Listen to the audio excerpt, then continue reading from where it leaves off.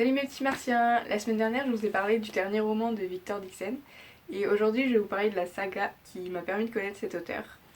J'ai nommé Phobos.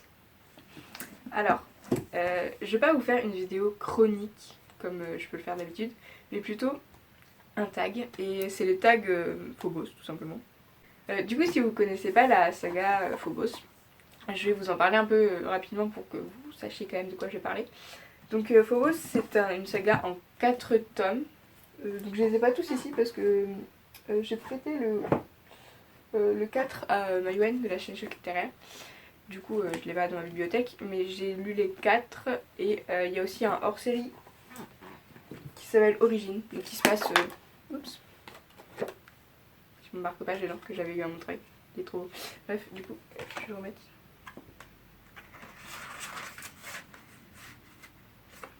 Du coup, ouais, Origine, ça se passe avant Phobos 1. Et en fait, c'est sur l'histoire des garçons. Parce qu'on entend surtout parler des filles dans la saga principale, mais les garçons sont importants aussi. Donc en fait, je vais vous lire le résumé. 6 prétendantes, 6 prétendants, 6 minutes pour se rencontrer, l'éternité pour s'aimer. Il veut marquer l'histoire avec un grand H. Ils sont 6 filles et 6 garçons, dans les 2 compartiments séparés d'un même vaisseau spatial. Ils ont 6 minutes chaque semaine pour se séduire et se choisir, sous l'œil des caméras embarquées. Ils sont les prétendants du programme Genesis, l'émission de speed dating la plus folle de l'histoire, destinée à créer la première colonie humaine sur Mars. Elle veut trouver l'amour avec un grand A. Léonore, orpheline de 18 ans, est l'une des 6 élues. Elle a signé pour la gloire, elle a signé pour l'amour, elle a signé pour un aller sans retour. Même si le rêve vire au cauchemar, il est trop tard pour regretter. Tadam! Voilà, je vous en avais parlé dans la vidéo de mon top 5 sur la collection R, donc si vous l'avez vu du coup, ce résumé ne vous a servi à rien. Mais voilà, Phobos c'est juste la meilleure saga du monde.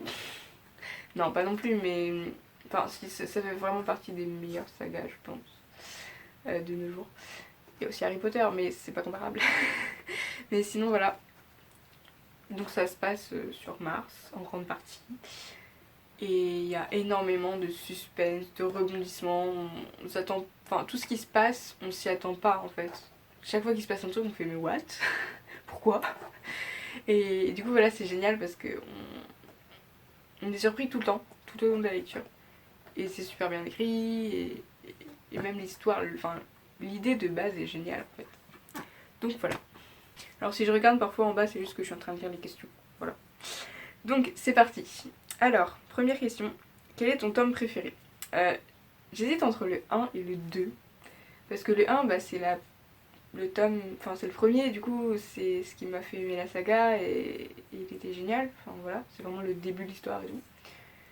En même temps, le 2, comme je l'ai lu en lecture commune avec Maïwen de la chaîne Choc littéraire, bah, du coup l'expérience de lecture était géniale parce qu'on s'envoyait des messages tout le temps en mode hey, c'est horrible ce qui se passe, ah c'est trop bien, machin. Enfin bon, du coup c'était génial parce qu'on pouvait débattre en direct sur le livre. Donc j'irai le 2, juste pour l'expérience de lecture. Alors, question 2, quelle est ta couverture préférée? Là, sans citation, je dirais celle du tome 3. Regardez-moi, elle est magnifique. C'est juste tellement beau. Je sais pas si vous la verrez bien en fait, je sais absolument pas si ça cadre bien ou pas. Mais bref, voilà, celle du tome 3, je l'aime trop. Question 3, quel est ton personnage préféré? Safia. Je saurais même pas dire pourquoi, mais je sais pas, je la trouve hyper charismatique et admirable parce que c'est la plus jeune et c'est presque celle qui a le moins peur de partir sur Mars. Ouais, je dirais Safia. C'est juste, ouais, je l'aime bien. Question 4, quel personnage te ressemble le plus? J'hésite entre Elisabeth, ou enfin Lise, on l'appelle surtout Lise dans le truc, parce qu'elle aime la danse, et moi aussi, mais au début, enfin, en fait j'ai commencé à apprécier ce personnage dans le tome 4. Comme beaucoup de personnages, d'ailleurs, la plupart des personnages que j'aimais pas dans la saga, j'ai appris à les aimer dans le tome 4. Je peux pas vous dire pourquoi, parce que ça spoilerait en fait, mais je trouve, enfin, ouais, ils ont évolué, et du coup dans le 4, ils sont plus matures et tout. Et donc Lise parce qu'elle aime la danse, mais en même temps il y a des traits de caractère où ouais elle me saoule et du coup j'aimerais pas être comme elle. Mais sinon peut-être Chris, parce que, enfin Kirsten du coup, parce que pour son côté un peu naïf et enfin même si je suis quand même moins naïf qu'elle j'espère.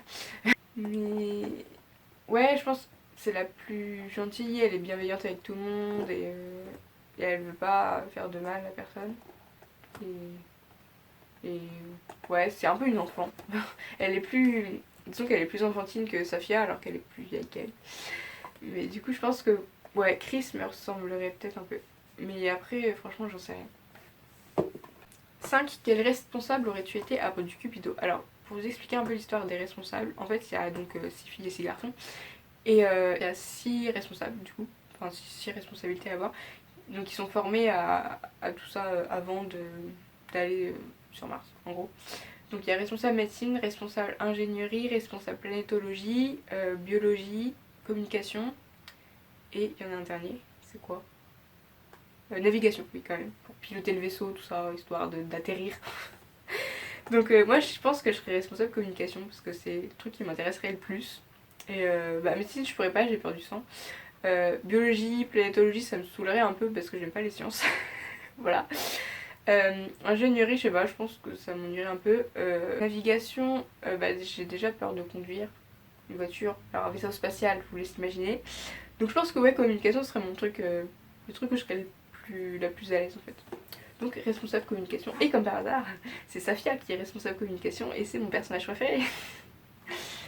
Question 6. Avec qui aurais-tu choisi de te marier? Alors en fait, mon garçon, enfin le prétendant garçon que j'aime le plus c'est Samson. Du coup je dirais Samson.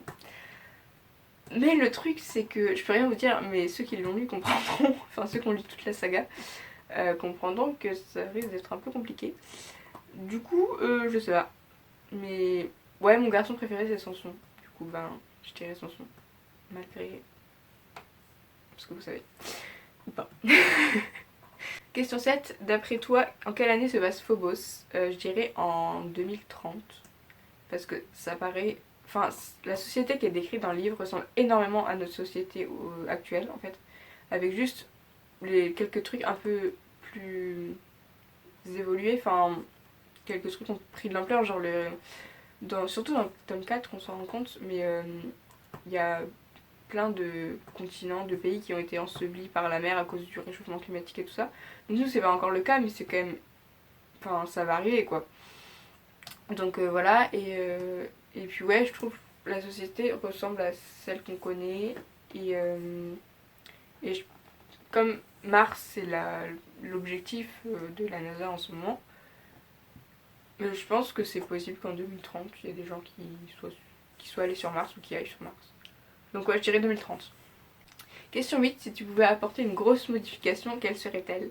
J'en ai aucune idée. Parce qu'en fait, c'est sûr qu'il y a des trucs que j'aimerais changer. Parce que j'étais triste au moment où ils se sont passés, ou ça m'a énervé et tout. Mais en même temps, ils étaient utiles à l'histoire et nécessaires. Et on peut pas les enlever comme ça en mode coucou. Sans que ça ait des conséquences énormes et graves. Donc, du coup, je sais pas. J'en ai aucune idée. Ouais, non, j'en sais rien en fait. Du coup, je vais pas répondre à cette question. J'espère que vous ne m'en voudrez pas. Mais sinon, si vous l'avez lu et que vous avez un truc que vous aimeriez modifier dans le livre sans que ça ait des conséquences dramatiques, dites-le moi dans les commentaires. Parce que je serais curieuse de trouver des trucs qu'on puisse modifier. Parce que là, honnêtement, je sais pas. Je sais pas du tout. Question 9. Si tu pouvais éliminer un pionnier de la série, faire comme s'il n'avait jamais existé, lequel éliminerais-tu? Je pense que je dirais Alexei. Parce qu'il me saoule. Et du début à la fin de la saga, je le déteste. Je saurais même pas dire pourquoi, enfin si, il y a des raisons, mais juste, il m'énerve. Mais même dans Origine, on apprend beaucoup plus de trucs sur les garçons et du coup on apprend à les aimer encore plus, mais Alexei, non. Juste, il me saoulait déjà dans Origine, enfin il me saoulait encore dans Origine.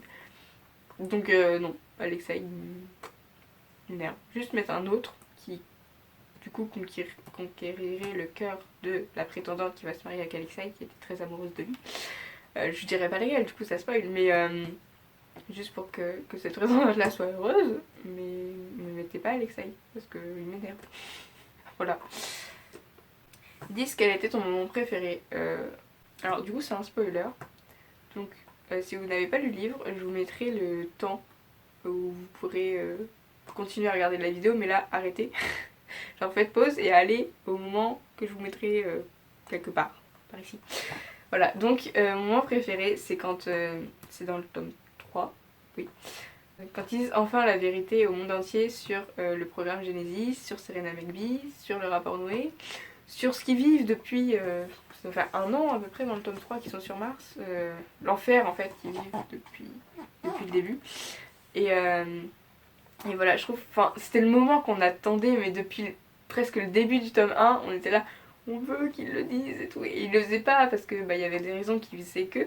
Mais ouais, du coup, le moment où enfin ils disent la vérité, on est là, ah, c'est trop bien.